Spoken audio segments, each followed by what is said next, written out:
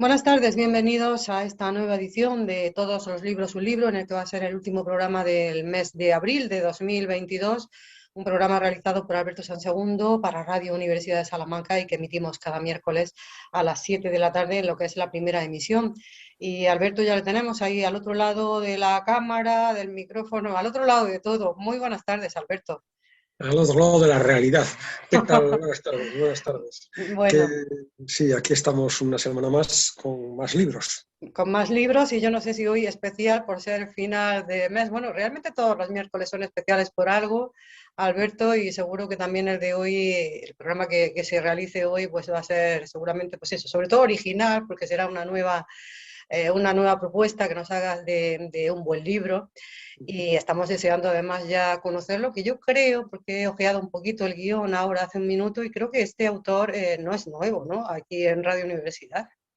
Sí, traigo un libro, el más reciente publicado en España, de Philip Sands, del que habíamos presentado en su momento, en sus momentos, porque si recuerdas, hace ahora exactamente un mes, con ocasión del programa de homenaje a Ucrania, volvimos a hablar del libro que hace años había presentado en Todos los libros un libro, el primer libro de Philip Sands, que era el magnífico, el desbordante y muy interesante Calle Este-Oeste, que si recuerdas también comentábamos hace un mes que se desarrolla gran parte o el núcleo irradiador de toda la trama y de todo lo que se nos cuenta es lo que es la ciudad que se llama Lviv o Leópolis o Lemberg, de diferentes maneras, porque ha estado ocupada por diferentes grupos, Polonia, el Imperio Austrohúngaro antes, Ucrania, Rusia. Es esa ciudad, Leópolis, que está siendo objeto estos días todavía de bombardeos por parte de los ejércitos rusos, era el centro de Calle Este-Oeste. Y bueno, no Yo siempre... creo que las diferentes formas de denominar las ciudades también ya dice mucho, ¿no? De que ha habido ahí realmente influencias de muchos pueblos, de Que yo muchas recuerde, etnias distintas.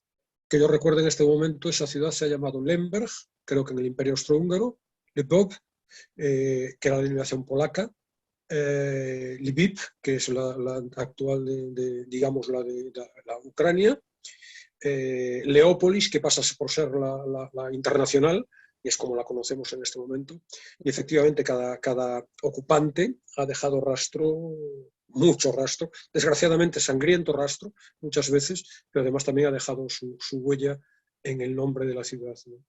Y bueno, casualmente, como decía, no siempre los programas, es más, muy a menudo, los programas de Todos los libros un libro no están vinculados a un hecho concreto de la realidad. Yo ya he defendido aquí muchas veces, o me he defendido, en el sentido de que, como hemos dicho otras veces, con 80.000 publicaciones anuales, 80.000 libros que se editan nuevos cada año, pretender que un programa semanal, y además por alguien que no se dedica profesionalmente a esto, pueda seguir el ritmo de la actualidad, es absolutamente absurdo. Sin embargo, sí que el segundo libro de Philip Sands, del que voy a hablar ahora mismo, también tiene cierta vinculación con Ucrania, y por lo tanto pues hay una cierta casualidad, también desgraciada, de que hace un par de días se cumplieron los 2 meses ya del comienzo de la invasión, y aquello que parecía ser con el eufemismo putiniano, una operación especial, una intervención especial, se ha convertido ya desde muy pronto en una auténtica guerra muy cruenta que perdura, y ya veremos durante cuánto tiempo. Entonces, bueno, esa es la conexión con la realidad, en este caso triste conexión, que es que la segunda obra, me surge decir novela, pero no es novela, aunque se lea con la misma fruición, con la misma pasión, con el mismo arrebato lector con el que nos acercamos a las mejores tramas novelísticas, la segunda obra de Philip Sands también tiene mucho vínculo con esa ciudad. Y bueno, voy a presentarla ya, se llama Ruta de Escape, está publicado también como Calle Este-Oeste por la editorial Anagrama, es un libro voluminoso de más de 500 páginas, la traducción también como en Calle Este-Oeste se debe a Francisco José Ramos Mena, y bueno, quiero presentar para quien no lo conozca a Philip Sands. Reúne 2 condiciones que son espléndidas para un libro de esta naturaleza, yo casi diría que para cualquier libro, que no sea estrictamente ficción. rigurosa formación académica, por un lado, ahora contaremos su currículum, y a la vez un indudable talento literario. Sería un magnífico novelista, porque su capacidad para narrar diríamos, suscitando en el lector el interés, ¿no? El querer seguir interés, leyendo. sí, el estar atrapado, el querer, estas cosas que también digo a veces, ¿no? Que para mí representan lo esencial de la lectura, ¿no? Esta idea de estar en la calle o estar trabajando o estar en otras ocupaciones y decir, oye, pero ¿por qué estoy perdiendo tiempo en esto y no me voy a casa a continuar con Ruta de Escape? Eso es lo que pretendo transmitir, esa emoción, esa pasión por los libros en particular, quiero transmitirla también a nuestros oyentes, porque casi todos los que presento provocan en mí un efecto de ese estilo. Bueno, entonces, en definitiva, es profesor de Derecho Internacional en el University College de Londres. Él es londinense, es abogado también. Abogado, además, con esa dimensión internacional, ha desempeñado un papel importante en el Tribunal de Justicia de la Unión Europea, en la Corte Penal Internacional de La Haya, y ha estado profesionalmente involucrado en casos de derecho internacional muy notorios, ¿no? El de Pinochet, la guerra de Yugoslavia, el genocidio de Ruanda, la invasión de Irak, en el caso de Guantánamo también. De ahí que nos suene su nombre, incluso a las personas que no hemos leído nada de él, sí que suena el nombre, es un nombre que se nos ha quedado y seguramente es por alguno de esos acontecimientos. Sí, seguro. Tiene publicaciones también sobre la guerra de Irán, alguna también sobre el uso de la tortura en la administración Bush, conectado con Guantánamo. Y estos últimos meses, quizá por ahí también venga la idea de que te pueda sonar, estos últimos meses, desde el comienzo de la invasión de Ucrania, se ha manifestado muy abiertamente, ha publicado artículos, estos artículos que se publican en las grandes cabeceras mundiales, en El País entre ellas, en contra de la invasión, por supuesto, y abogando por la pertinencia ya de abrir procesos internacionales contra Putin, porque, bueno, desde su punto de vista y desde el ámbito de la justicia internacional se está haciendo merecedor, y no sé si la palabra es la adecuada, a un juicio y probablemente una condena por algunos de los delitos que existen de esta naturaleza, ¿no? Calle Este-Oeste, cuando la presenté aquí, por 2 veces, como digo, hace muchos años, y luego hace un mes, a propósito del homenaje a Ucrania, creo que decía, la primera vez sin duda, la segunda no estoy seguro, que Calle Este-Oeste, entre otras muchas cosas, tiene muchísimos motivos de interés. Uno de ellos es que hace un rastreo técnico, pero apasionante, sobre la aparición en nuestro mundo occidental de 2 categorías jurídicas, la de genocidio y crímenes contra la humanidad, que hasta los juicios de Nuremberg no existían y que se acuñaron fruto precisamente de la voluntad del trabajo y del esfuerzo y de la convicción también de una serie de personajes, expertos, legisladores,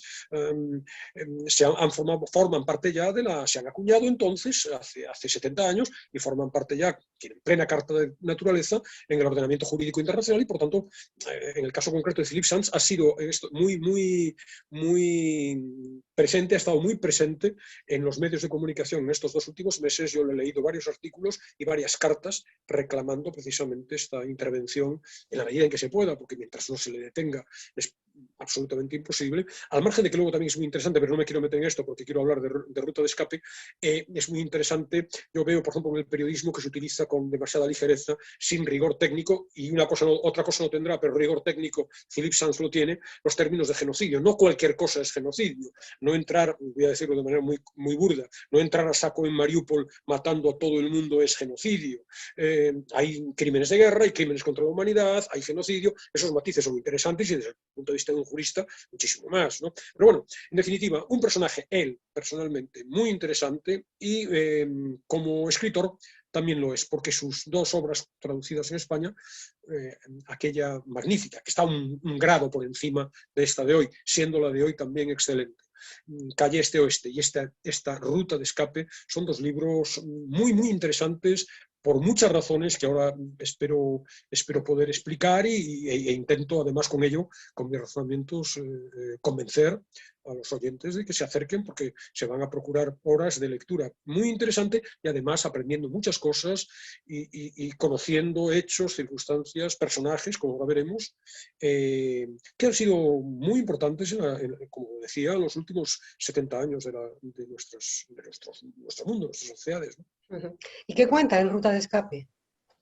Bueno, el comienzo es ya, que es el desencadenante de la trama, ya es electrizante realmente. Uno lee las 20 primeras páginas y ya no puede dejar de leer, aunque no haya conocido de antemano a Philip Sands por Calle Este-Oeste, ¿no? La historia se abre el 13 de julio de 1949, en Roma. Estamos en el Hospital del Espíritu Santo y allí hay una sala, la Sala Baggibi, que es prácticamente una iglesia, una gran nave inmensa. El libro presenta, aprovecho para decirlo ya, a ver si algún documento, alguna foto de los personajes, no sé si se ve muy bien. Sí que vemos, Alberto. A la hora que estamos grabando, el sol entra. Todavía entra sol, es verdad. Estamos grabando a las 6 de la tarde. Sí, entonces esto es, no sé si se percibe bien. Sí, se ve muy bien, Alberto. Se ve sala, una especie de una sala de hospital con unas ventanas. Grandísima de una antigua, de tamaño de una iglesia. Ahí nos encontramos en ese hospital a un cuerpo, a un individuo que desde hace cuatro días está aquejado por una infección hepática aguda, consumido por una fiebre muy intensa y está en sus últimas horas. Es un paciente que en el registro del sanatorio aparece identificado como Reinhardt. No tiene nombre de pila, parece que tiene 45 años, soltero, no tiene domicilio conocido y de profesión escritor. En esos últimos días de su vida, recibirá en el hospital la visita enigmática de 3 personas. Un obispo, muy cercano al Papa Pío XII, un médico, que estamos en el 49, en la reciente Guerra Mundial, que acaba de finalizar, había servido en la embajada alemana en Roma, y una dama prusiana, es su tercera visita, casada con un académico italiano, y es la que lo visita con más regularidad, hasta 5 veces en todo el tiempo que está postrado en su estancia hospitalaria. El enfermo muere el día siguiente, el 14 de julio, y las últimas palabras fueron, al parecer, para el obispo. Allí afirmó que su enfermedad había sido causada por un acto deliberado e identificó a la persona que supuestamente lo había envenenado.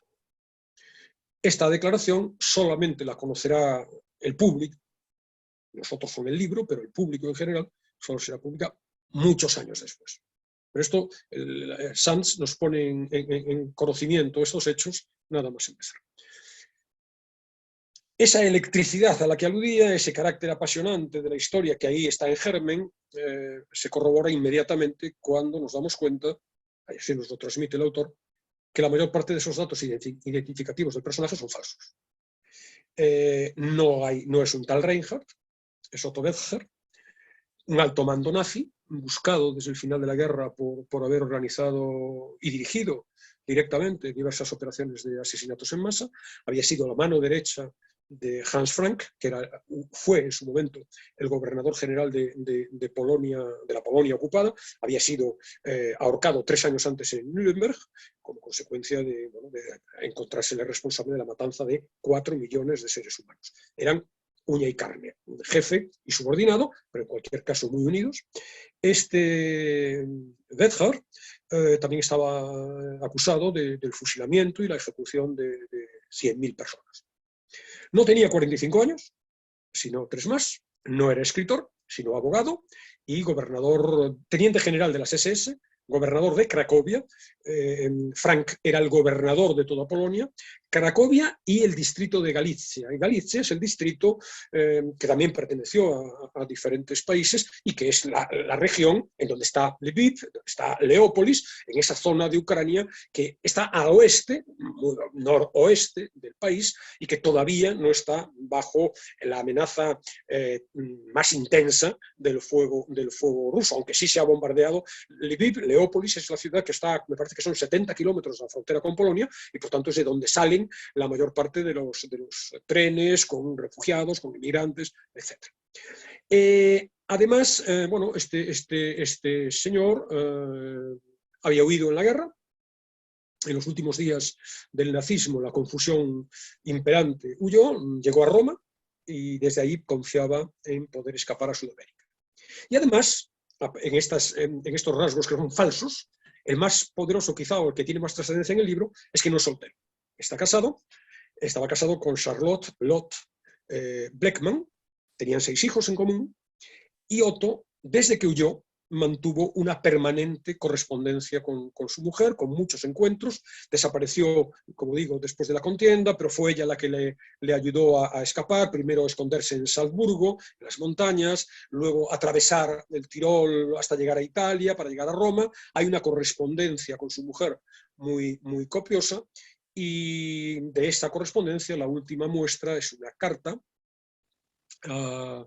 que bueno, la dama que visitaba a Otto en su lecho de muerte le envió a Lotte, trasladándole los últimos pensamientos de su marido. La carta de esta visitante misteriosa está fechada 10 días después, el 25 de julio de 1949, se la entregan a Charlotte en Salzburgo, donde ella vivía con 6 hijos, o 6 hijos. Ella la va a conservar, esa carta, durante 36 años. Cuando muere en el 85, junto a otros documentos personales, esa carta pasa a su hijo mayor, al hijo mayor del matrimonio, Otto, que a su vez muere en el 97, y a partir de ahí llega a Horst, el cuarto de los hijos del jerarca nazi. Philipp Sands tenía noticia vaga de estos hechos porque en el trabajo que había hecho en Calle Este-Oeste gira, como digo, sobre esa ciudad, pero gira sobre un personaje, Hans Frank, el gobernador de Polonia. Y había contactado en esa investigación sobre Calle Este-Oeste, y empleo la palabra adrede, se trata de una auténtica investigación, y es una de las dimensiones del libro que también resulta muy estimulante, porque es una investigación muy, muy, muy interesante, ¿no? Ese trabajo de investigación, de pesquisa muy rigurosa de alguien muy acostumbrado, meticuloso, muy preciso, acostumbrado a manejar documentos, etc. Había trabado contacto con Niklas Frank, que era un hijo de Hans Frank, el asesino nazi. Y a partir de ahí resulta que ya en Calle Este-Oeste le había hablado de este Horst, el hijo del compañero de su padre, y bueno, ya tenía noticia de la existencia de este Horst. Philipp Sands lo visitará en el año 2012. Horst vive en un castillo desvencijado en una aldea en Austria, ya es un hombre muy mayor, y para su sorpresa, Philipp Sands se encuentra con que uno de los hijos del jerarca, Horst, acumula un arsenal de documentación, diarios, cartas, grabaciones, una especie de memorias sobre su madre, que guardaba su madre. Sands mantiene encuentros relativamente frecuentes con él, está escribiendo su otro libro. Cuando este otro libro, Calle Este-Oeste, ya está terminado, ya está publicado, ya está mundialmente reconocido, con infinidad de traducciones en todo el mundo, Sands vuelve al castillo de Horst y en el curso de una conversación se sorprende porque el hijo del nazi le da a conocer esta carta misteriosa de la anónima dama prusiana.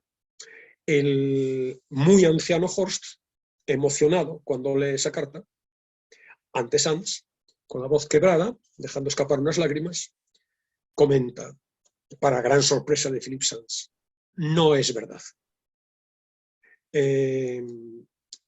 Voy a leer el texto en donde Sands responde a esta afirmación de Horst. ¿Qué no es verdad? Que mi padre muriera de una enfermedad. Los troncos de la estufa chisporrotearon. Observé la condensación de su aliento. Hacía 5 años que conocía a Horst, y él eligió ese momento para compartir conmigo un secreto: la creencia de que su padre había sido asesinado. ¿Cuál es la verdad entonces? Es mejor empezar por el principio, respondió Horst. Bueno, este es el comienzo. Así empieza el libro. Y en ese, evidentemente, cualquier lector medianamente acostumbrado a leer está automáticamente enganchado a esta historia, todavía no hemos hablado de las muchas dimensiones a las que se va a abrir. Aquí hay un misterio, evidentemente, aquí hay un secreto. ¿Qué pasó? ¿Cómo llegó este señor a Roma? ¿Se escapó, no se escapó? Etcétera. Bueno, ¿Cómo le entonces, mataron? ¿Cómo le mataron? ¿O claro, ¿quién lo mató? cuál fue el motivo de su muerte? ¿Quién era el obispo? Este médico de la embajada alemana, etcétera. Bueno, entonces ahí tenemos una novela, diríamos, porque la dosificación muy sabia de la información que va haciendo Philip Sands, el ritmo, como decía antes, magnético, ¿no? Y un talento narrativo indudable, bueno, pues le permite contar al lector la verdad de Otto Becher, las circunstancias y las causas auténticas de su muerte, las interioridades de su vida personal y familiar, y en definitiva la realidad de su, vamos a dejarlo en interrogantes por ahora, de su terrible trayectoria militar. O sea, el protagonista de la novela, no novela, porque realmente es real, ¿no? Lo que se cuenta, pero con esa técnica que dices tú que engancha mucho, el personaje fundamental es el nazi, este nazi, ¿no? Claro, Que ha aquí acusado de tenemos, la muerte de, no sé si has dicho, 100.000 personas. a este es Otto Becher con su mujer y algunos de sus hijos. Y bueno, Philip Sands, ante una revelación de este calibre, se pone en marcha y entonces crea un equipo con tres ayudantes germanoparlantes que elige entre sus alumnos de posgrado y los pone a descifrar las cartas, los diarios de ese periodo de distanciamiento, pero de cercanía postal entre Charlotte y Otto. Y entonces, Bueno, qué bueno, privilegio, ¿no? Qué privilegio para esos estudiantes. Ahora que sí, estamos sí, aquí en este contexto universitario, ¿no? Que te encarguen, que una investigues investigación, o ¿no? que trabajes sobre eso, ¿no? Sí, sí. Bueno, ellos tienen que traducir todos los documentos en el alemán original. Primero los transcriben, porque están escritos a mano, los transcriben a ordenador, los digitalizan, los traducen al inglés, buscan patrones en esa ingente cantidad de documentación, patrones, nombres, lugares que se repiten. Es evidente que algunos de las frases que se intercambian son mensajes en clave, intentan desentrañar también las entradas de esos diarios que manifiestamente están escritas en clave.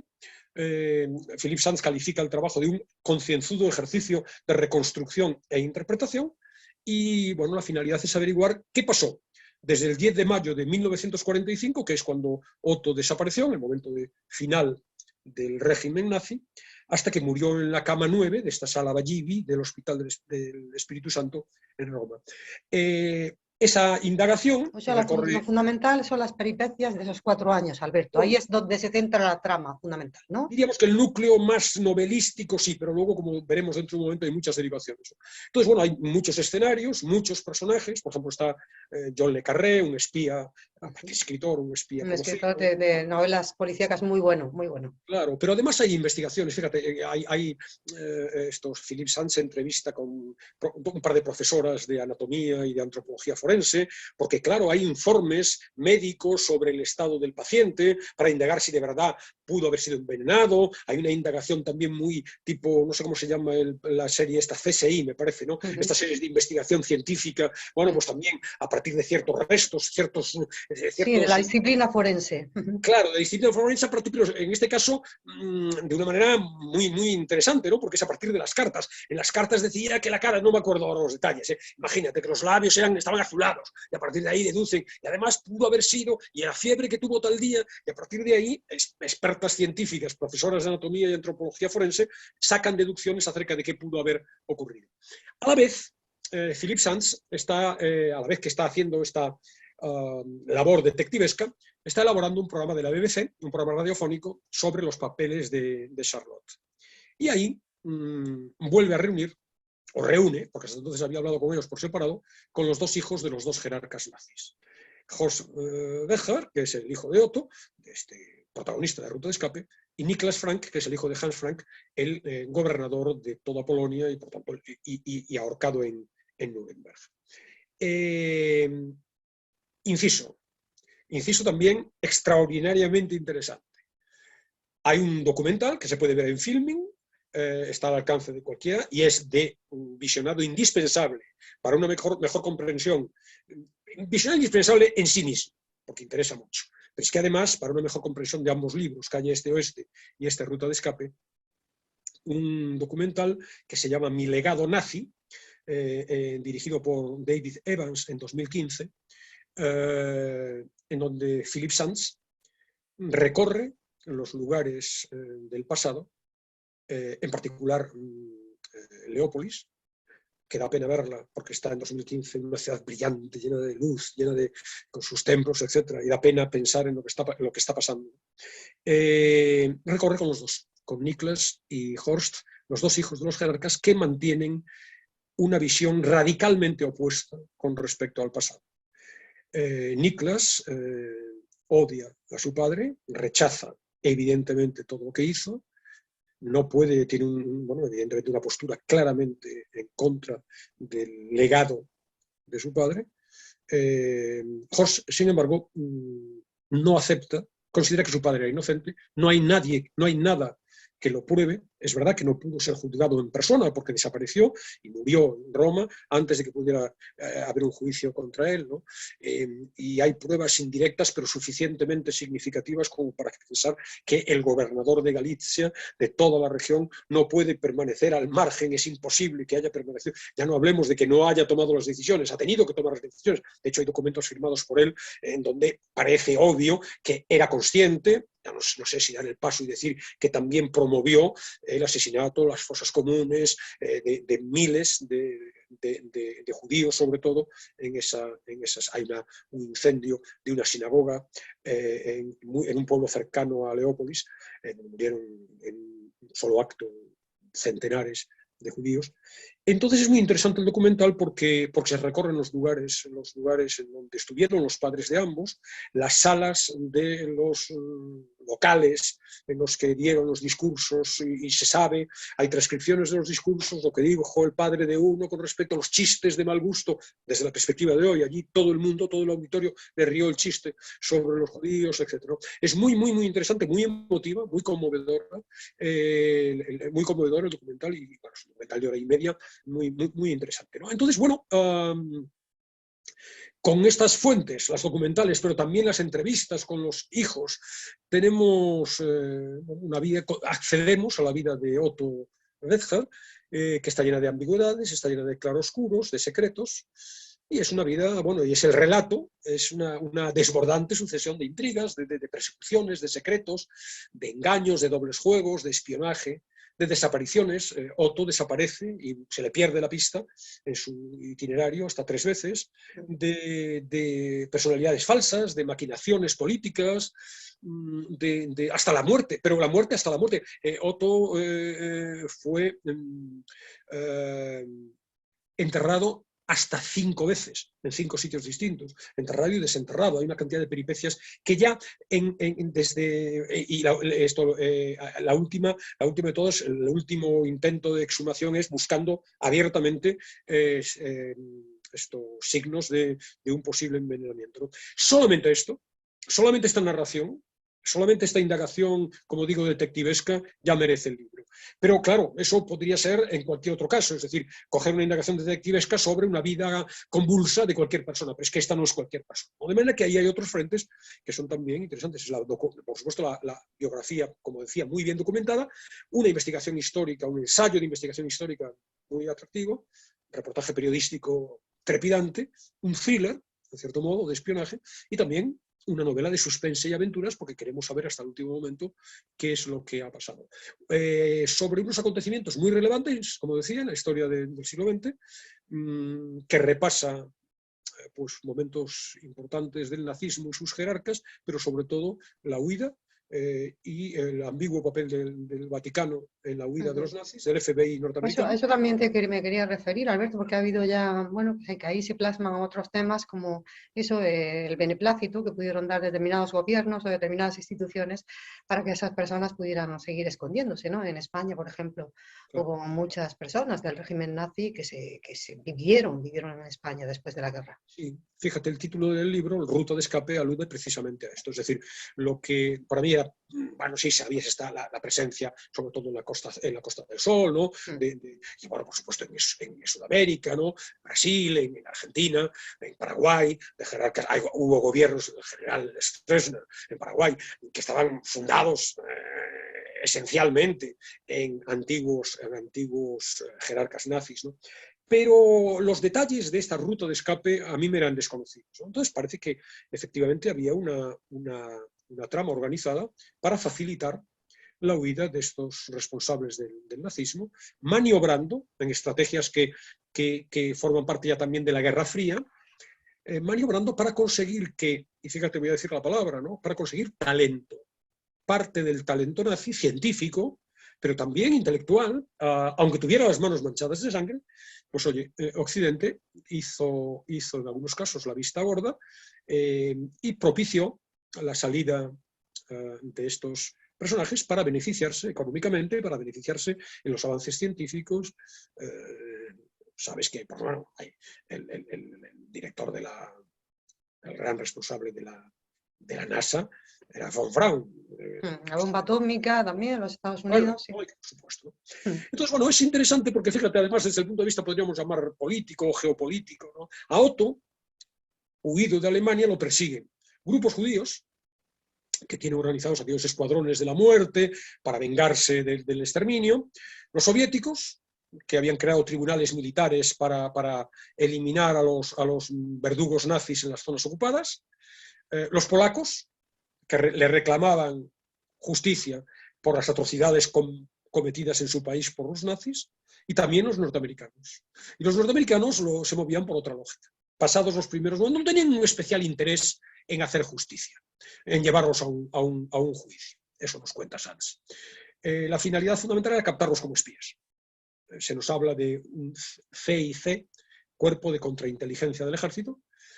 Occidente, leemos, está librando una batalla desesperada con los soviéticos.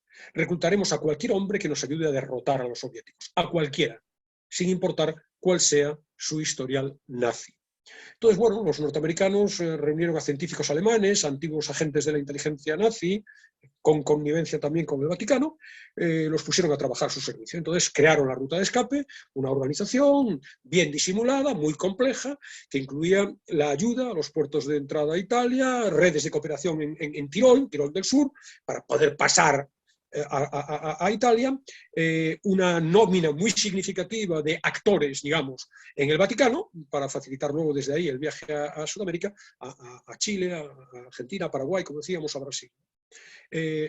Sanz escribe, en 1949 el interés de los estadounidenses y los británicos por enjuiciar a los nazis había menguado, y el nuevo objetivo era utilizar a los más valiosos, sacarlos de Europa, tal vez llevarlos a Estados Unidos o introducirlos clandestinamente en la Unión Soviética. Los estadounidenses, le confirmó David es el nombre real de John le Carré, que es un seudónimo, conocían la ruta de escape e incluso es posible que ayudaran a crearla. También él sabía de la existencia de una ruta de fuga y me mencionó la cifra de 10.000 antiguos nazis fugados a Sudamérica, a menudo con ayuda del Vaticano. Entonces, bueno, esta dimensión de la obra es también extraordinariamente interesante. Se plasma, diríamos, este eje en la figura del obispo, la siniestra figura de este obispo que asistió a las últimas palabras del nazi, el obispo Judal, que, bueno, está en el centro de esta trama. Se nos dice también en el libro, había 3 hechos claros. El obispo Judal ayudó a varios nazis a escapar a Sudamérica, ayudó a Otto y era un agente a sueldo de los estadounidenses. Entonces, bueno, esas dimensiones, como decía antes, lo calificaba de thriller de espionaje, están también. En el fondo está el temor al comunismo y cualquier estrategia es válida para luchar contra él. Fíjate también que se habla, y es curioso, porque esto es un elemento, es una trama de blanqueo. Los destruyen los expedientes de estos o los blanquean realmente, los sustituyen por otros absolutamente inocuos, los incorporan al sistema a través de entrevistas de puro trámite para que puedan acceder a los diferentes países y garantizar de esa manera su impunidad y, por tanto, su colaboración. Los alemanes tenían una palabra para designar este proceso, le llamaban Persilschein, certificado Persil, quizás recuerdes, como lo hago yo, aquel detergente que se llamaba Persil. Claro. Bueno, es una marca de detergente muy conocida, que si te acuerdas la publicidad era lavaba más blanco que el blanco. Bueno, pues ese era el nombre de las operaciones, un certificado, el certificado Presil, quedaban blanqueados y a partir de ahí, a Philip Sands le llama la atención que Horst, el hijo de Otto, tenga en su cuarto de baño un anuncio metálico de Presil y él cree ver en esa más que casualidad una ejemplificación. En el documental hay una discusión intelectual acerca de si técnicamente Otto sigue siendo un nazi a sus muchos años, 80 y tantos años tendrá, sigue siendo un nazi, o por el contrario, lo que hace es una legítima defensa como hijo del papel de su padre y no quiere creer las evidencias porque basta con que haya una pequeña sombra de duda en algún pequeño detalle para que se agarre digamos, a ese sentimiento hacia su padre, ¿no? Pero bueno, esas son otras de las dimensiones también muy interesantes, ¿no?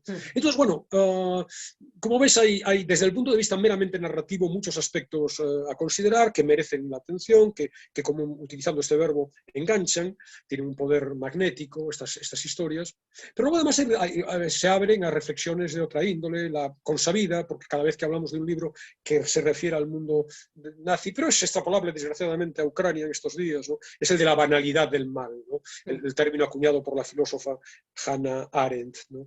La banalidad del mal, esta idea de gente que hace su vida normal y que por las mañanas va a la piscina y juega al tenis y por la tarde firma sentencias de muerte. Claro, ¿no? Entonces esa idea está muy presente, la necesidad también, otro de los temas que podemos hablar quizás si hay tiempo, esta necesidad, la idea de la memoria, de la búsqueda de la verdad, de la justicia, de la obligación de no olvidar, de recuperar la memoria en definitiva, que ya habíamos hablado aquí, si te acuerdas, algunos de nuestros oyentes a lo mejor lo recuerdan, es ya de esta fase del programa en la que hablamos con un vídeo, lo tenemos en YouTube también, se puede recuperar el programa sobre los amnésicos, el libro de Geraldine Schwartz, que habla precisamente de esta amnesia generalizada acerca del pasado y la necesidad de mantenerlo vivo, recuperarlo, la necesidad del olvido. Entonces, bueno, sí, por esa tendencia, también lo decíamos aquella vez, por esa tendencia al borreguismo, ¿no? que tenemos, ¿no? Por no negarnos a lo que dice el poder, ¿no? y cómo sí, manipula el poder. Yo siendo claro defensor de la necesidad del recuerdo y de avivar la memoria, libre esa memoria de apriorismos ideológicos, tengo mis dudas, sobre todo visto lo de Ucrania, ¿no? De que nos sirva de algo. Esta idea de que si no repasamos la historia, si olvidamos la historia, nos vemos obligados a repetirla. La vamos a repetir aunque no nos olvidemos, porque es que no, yo creo que en la mentalidad de cualquier europeo que tenga una cierta edad está presente la barbarie nazi de hace 70 años. ¿Y qué estamos viendo? Estamos viendo exactamente lo mismo. Y lo estamos viendo porque lo tenemos delante de nuestras narices en Ucrania, pero sin tenerlo tan cerca, lo veíamos en Siria y lo veíamos en Afganistán, exactamente lo mismo, parece que no tenemos arreglo. No, porque además pensamos que siempre, si hay una guerra, vamos a ser los vencedores en caso de que estemos en esa contienda, pero luego lo que también aparece muy claro, Alberto, es que el final de una guerra, mediante un tratado, mediante un acuerdo de paz, no acaba con la guerra, ¿no? Y yo creo que eso también lo muestra muy bien esta obra que nos comentas esta tarde, ¿no? Que esa guerra, de una manera soterrada, continúa luego, ¿no? Claro, fíjate una cosa, es curioso, es estremecedor también, ¿eh? Es otra de las razones por las que merece la pena el documental. Los dos hijos de los jerarcas nazis y Philip Sands, recorren Ucrania, recorren los pueblos de Ucrania donde se produjo esto. Por cierto, quiero hacer un paréntesis, ¿no? Los implicados de este recorrido no son solamente los dos hijos, es el propio Philip Sands. Porque la familia de Philip Sands, salvo, creo recordar, su bisabuelo, o su abuelo, no recuerdo ahora en este momento el detalle, uno de una familia extraordinaria de más de, creo que son 60 miembros, fue exterminada en los campos de concentración. Philip Sands tiene un interés directo, no ya solamente como historiador, como abogado, como defensor de estas causas, es que además está hablando con el hijo del que dio la orden para asesinar a su familia. Entonces esta vertiente es interesante. Bueno, entonces en ese recorrido que hace por Ucrania, hay un momento, claro, estamos en el año 2015, es decir, es el Maidán en Kiev, Rusia acaba de tomar Crimea y sorprendentemente en alguna reunión de, diríamos, fanáticos nazis ucranianos, que esto se sabe. Es decir, bueno, sabes que el exterminio judío en Ucrania en parte fue también hecho por estos militantes nazis de partidos ucranianos, ¿no? Bueno, pues hay reuniones de celebración de estos episodios de ciudadanos ucranianos vestidos con los uniformes nazis, llevando colgadas esvásticas, y que reciben al hijo no renuente de los nazis, de los militares nazis, lo reciben con auténtico entusiasmo, como un heredero del señor que puso orden en aquellas tierras, exterminando judíos en aquellas tierras. Entonces, esta vivencia es muy actual, permite una nueva mirada sobre lo que sucede en Ucrania estos días. Entonces, bueno, no, lo que yo quería contar, por ejemplo, con respecto a la banalidad del mal, ¿no? Entonces se nos cuentan cosas increíbles, ¿no? Fíjate, mientras tenía lugar lo que se llamaba Die Große Aktion, el exterminio masivo de judíos en el gueto de Varsovia, Otto, ese día, estaba haciendo un recorrido en canoa por el río, el Dniester, en unos días que dice literalmente eran días de acampada, pesca y comida sencilla. Y mientras tanto se estaba produciendo la gran acción sobre el gueto judío, ¿no? La desaparición generalizada de conciudadanos es contemplada por las SS, pero en particular en este caso por el mandatario, como una mera enojosa cuestión de intendencia. Llega a decir, y eso está escrito, se está deportando a los judíos en cantidades crecientes y es difícil conseguir tierra batida para la pista de tenis. Es decir, ahí tienes la manifestación más explícita de la banalidad del mal. ¿Cómo es posible? Que la preocupación es que falta o llamar solución final, ¿no? Al exterminio de todos, el nombre que le dieron, la solución final, o sea, algo también un poco banal, ¿no?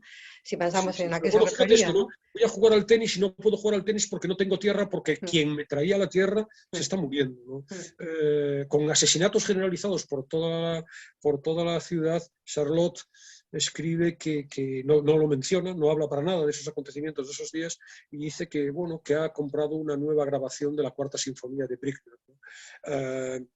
Esta idea, son tres de los muchos ejemplos que hay en el libro que revelan, que quieren, con los que Philip Sands quiere mostrarnos esta cuestión de este conflicto entre la frivolidad, la superficialidad, la banalidad del mal. No estamos hablando de alguien, estas cosas que vemos en los telediarios cuando detienen a un asesino y el vecino dice, era una extraordinaria persona y sacaba al pasear el perro y acariciaba la cabeza de mis hijos.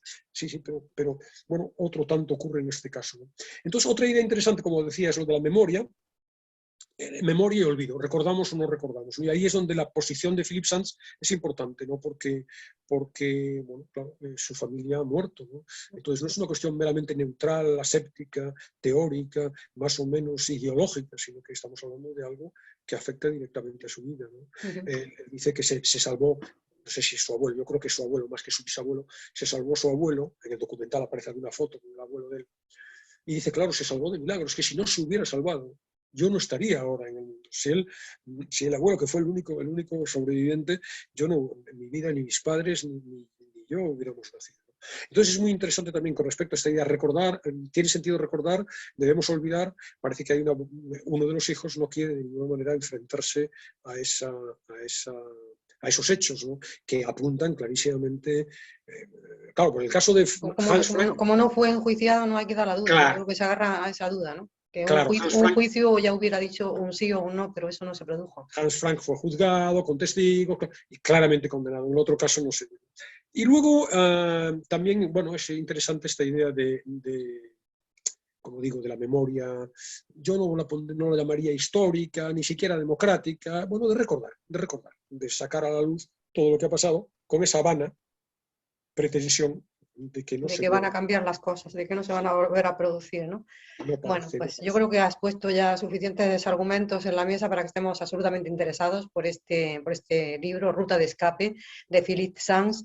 No sé si nos quieres comentar algún otro tema antes de la propuesta de canción, que bueno, a mí me encanta la canción que nos vas a proponer hoy, me encanta, pero antes, como siempre, el fragmento, y si quieres aportar alguna cosa más, claro. Sí, no, voy a leer un fragmento, bueno, en donde interviene el periodista y escritor italiano Curzio Malaparte, que visitó a los Radger y a los Frank en la época. Y entonces Sanz recoge una parte de los diarios, de un relato de Curcio Malaparte, en donde bueno, transcribe esos encuentros con estos personajes, y es muy descriptivo de todo esto que estoy contando, sobre todo una cierta frivolidad, etc., ¿no? Y luego la música es casualidad que sea un judío, su intérprete, Leonard Cohen, pero es que cuando Philippe Sanz visita, en un viaje que va en coche, desde Viena al pueblecito en el que vive Horst Wurzel, en el coche enciende la radio y en la radio suena Take These Walls. Entonces, es una canción, un tema, bueno, que tiene muchas también derivaciones. Connotaciones españolas también, claro, ¿no? Lorca, Leonard Cohen era un extraordinario devoto de Lorca. Lorca se llama no sé si una de sus hijas, una hija, no sé si es una de ellas, si tuvo más. Entonces, bueno, hay una versión española de esta canción muy conocida, no sé cómo es, si es Toma este vals o Baila este vals, no recuerdo, de Ana Belén. Entonces, bueno, un tema magnífico. A mí Leonard Cohen me gusta mucho. En Buscando leones en las nubes, como ves, yo nunca desaprovecho la ocasión de barrer para casa y hacer autopromoción. En Buscando leones en las nubes, creo que en los 22 años ya que llevamos, el 14 de abril cumplimos 22 años, ya he hecho, me parece, 7 programas monográficos sobre Leonard Cohen. Bueno, es que se une todo en Leonard Cohen, una voz magnífica, las músicas, las letras, la sensibilidad, es todo, ¿no? Alberto, yo una curiosidad antes de que nos quedemos ya con ese fragmento, un poco de frivolidad. Se descubre, se soluciona cómo murió esta persona. ¿Se llega también a ese conocimiento o no? No, sigue habiendo dudas. Él era deportista y al parecer, bueno, nadaba en el Tíber, que era ya entonces un prodigio de contaminación. Y entonces la hipótesis dominante es esa. Aunque parece que sus síntomas pueden ser compatibles con un envenenamiento convencional. Pero la hipótesis mayoritaria es la de no recuerdo ahora, porque yo el libro lo leí hace mucho tiempo y todos los detalles se me escapan. Como saben nuestros oyentes, yo leo el libro, hago la reseña y luego lo dejo morir, y luego lo recupero cuando surge. En este caso, lo resucitas claro, cuando toca.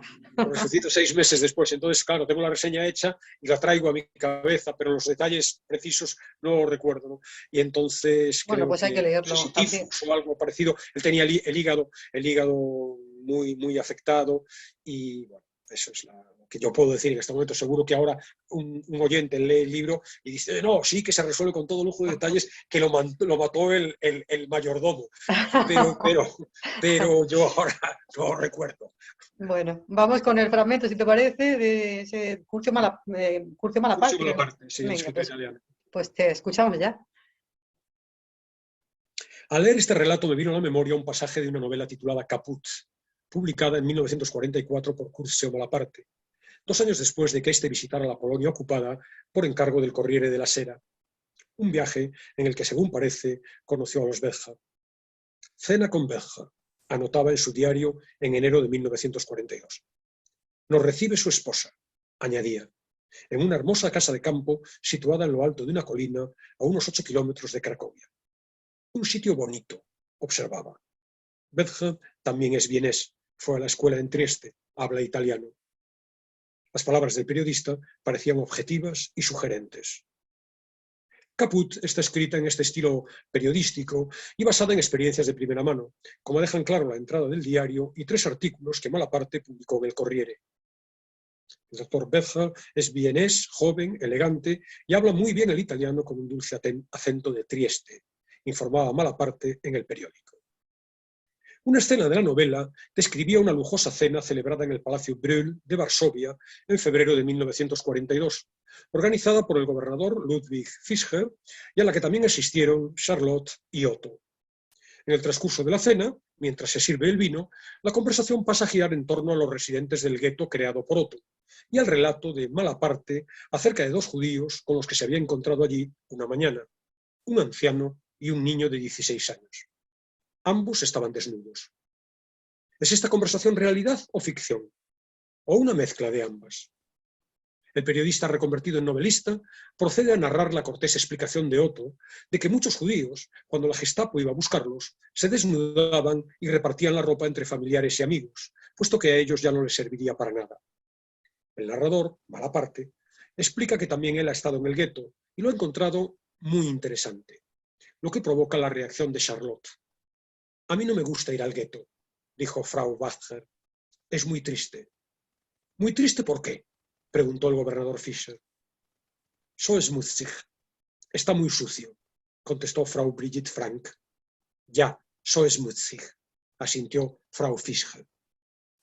No cabe duda de que durante su visita a Polonia, Malaparte conoció a esas personas. Sin embargo, no está claro si las palabras y las emociones que consignó por escrito, incluida la reacción de Charlotte, corresponden de hecho a la realidad. «En el gueto de Cracovia», dijo Wadger, he decretado que la familia del muerto deberá correr con los gastos del entierro, y ha dado buenos resultados. «Estoy seguro», dije con ironía, «estoy seguro de que la mortalidad ha disminuido de un día para otro». «Lo ha adivinado, ha disminuido», dijo Badger, riéndose. Luego se explica que el gobernador Fischer relata cómo se enterraban a los judíos en el gueto. Una capa de cadáveres y una capa de cal.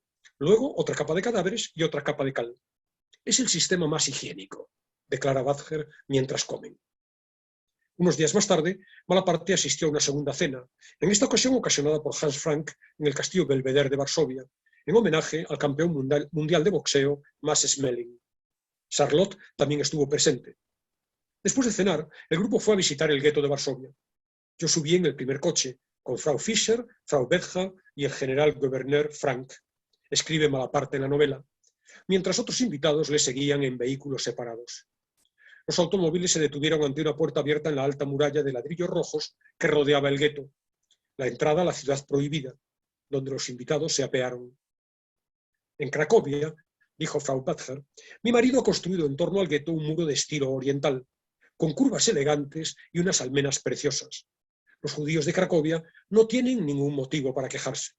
Es un muro de lo más elegante, al estilo judío.